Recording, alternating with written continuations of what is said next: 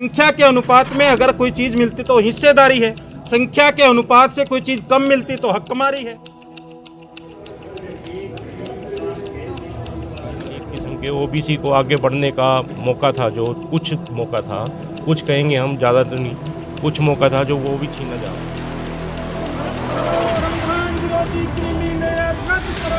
के संविधान में क्रीमी लेयर का प्रोविजन नहीं है।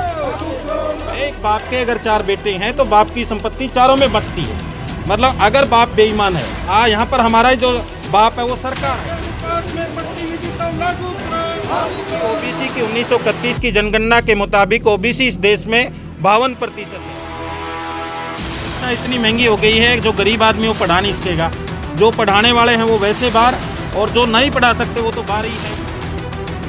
जो बजट बनता है तो उसमें भी 52% हिस्सा इस देश के ओबीसी पर खर्च होना चाहिए। जाने का कार्यक्रम नहीं है, क्योंकि ये संख्या के अनुपात में है कि शेड्यूल कास्ट कितने, schedule tribe, other backward classes, ये तो उल्टी हमारे साथ और बदमाशी। द्राविड़ है और एनसीसी एमबीओ का मैं सदस्य हूँ और मामसेप का राष्ट्रीय संगठन सचिव। आज क्या कुछ प्रोग्राम? आज हरियाणा प्रदेश के 11 जिलों में एनसीसी एमबीओ के माध्यम से ज्ञापन दिया जा रहा है, जिसमें schedule caste, schedule tribe, other backward classes के जो प्रतिनिधि हैं, हरियाणा सरकार ने जो क्रीमी लेयर की जो 6 लाख की जो सीमा तय की है उसके विरोध में हम ज्ञापन दे रहे हैं, क्योंकि 6 लाख की जो सीमा है वो ठीक नहीं है। भारत के संविधान में क्रीमी लेयर का प्रोविज़न नहीं है, तो इसलिए हम क्रीमी लेयर का, जब भारत के संविधान में प्रोविज़न नहीं है तो सरकार को ये क्रीमी लेयर की कंडीशन नहीं लगानी चाहिए और क्रीमी लेयर का प्रोविज़न नहीं करना चाहिए। और फिर सरकार देखिए कितनी, आप देखिए 8 लाख जो है आर्थिक तौर पर जो पिछड़े हैं, उनके लिए जो संविधान में आरक्षण का कोई प्रोविज़न नहीं था, उनके लिए 8 लाख की सीमा तय की है। लेकिन अदर बैकवर्ड क्लासेज के लोग जिनके लिए संविधान में प्रोविज़न है, उनके लिए 6 लाख की कंडीशन। तो ये मेरा ये सवाल है कि जो 40 सेंट्रल यूनिवर्सिटी हैं, केंद्रीय विश्वविद्यालयों में आज भी एक भी ओबीसी का प्रोफेसर नहीं है।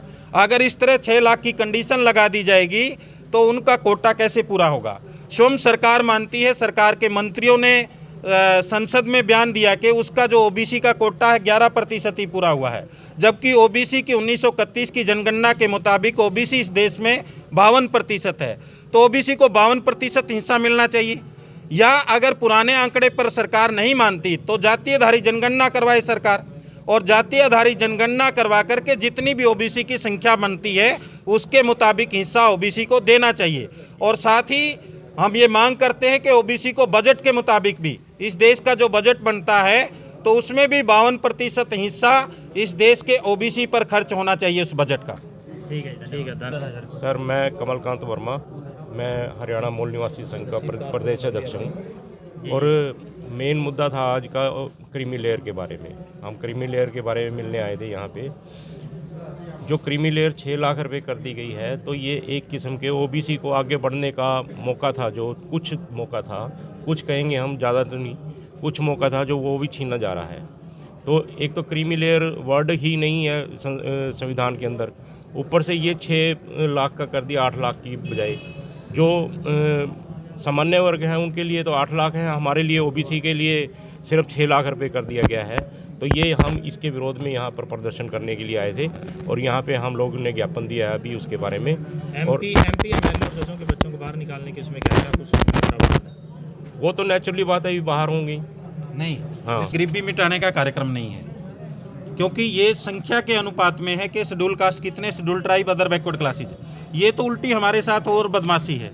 क्योंकि आज जो हमारे समाज के आईएएस, आईपीएस या जो भी साधन संपन्न तबका पैदा हुआ है उसको वैसे बाहर निकाल देंगे। शिक्षा इतनी महंगी हो गई है, जो गरीब आदमी वो पढ़ा नहीं सकेगा, जो पढ़ाने वाले हैं वो वैसे बाहर, और जो नहीं पढ़ा सकते वो तो बाहर ही है ही। तो ये इसलिए हम ये मांग करते हैं, इसमें ये कोई क्राइटेरिया नहीं है। दूसरा, ये गरीबी मिटाने का कार्यक्रम नहीं है।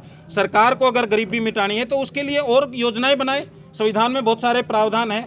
ये तो संख्या के अनुपात में रिप्रेजेंटेशन है, इसको रिजर्वेशन बाद में बनाएगा। रिप्रेजेंटेशन है हिस्सेदारी, और हिस्सेदारी का मतलब है एक बाप के अगर 4 बेटे हैं तो बाप की संपत्ति चारों में बंटती है। मतलब अगर बाप बेईमान है, यहाँ पर हमारा जो बाप है वो सरकार है, तो अगर बाप, जैसे बाप है, एक बाप के 4 बेटे हैं, वो 2 को हिस्सा देता, 2 को कुछ भी नहीं देता। इनका हिस्सा मार के भी जो फालतू देता है वो आरक्षण है। अगर वो बराबर की हिस्सेदारी देता संख्या के अनुपात में, अब ओबीसी की संख्या 52% ही है, संख्या के अनुपात में अगर कोई चीज़ मिलती तो हिस्सेदारी है, संख्या के अनुपात से कोई चीज़ कम मिलती तो हकमारी है, संख्या के अनुपात से अगर कोई ज़्यादा मिले तब आरक्षण है। मांगे नहीं मांगी तो क्या प्रदर्शन आगे जारी रहेगा? बिल्कुल जारी रहेगा। हमने 10 अप्रैल तक का कार्यक्रम निर्धारित कर दिया है और इसके अलावा भी पूरा जो है 24-25 तक लगातार हम ये आंदोलन चलाएंगे, क्योंकि संविधान के पक्ष में जो है हम ये आंदोलन चला रहे हैं। संविधान में क्रीमी लेयर नहीं है और सरकार ने जानबूझ करके संवैधानिक कंडीशन लगाई, इसका विरोध करते हैं। ये पूरे